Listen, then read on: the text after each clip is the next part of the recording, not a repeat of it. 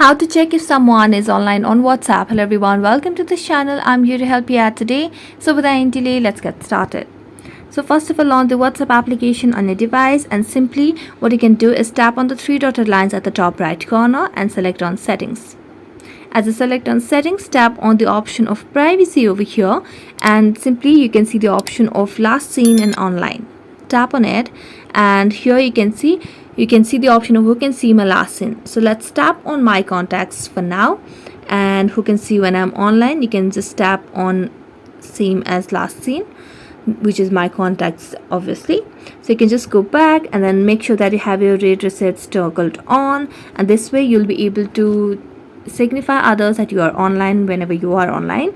Now next, if you want to check that if someone is online, is you can simply tap on their profile over here, and here you'll be able to see the green dot below their name.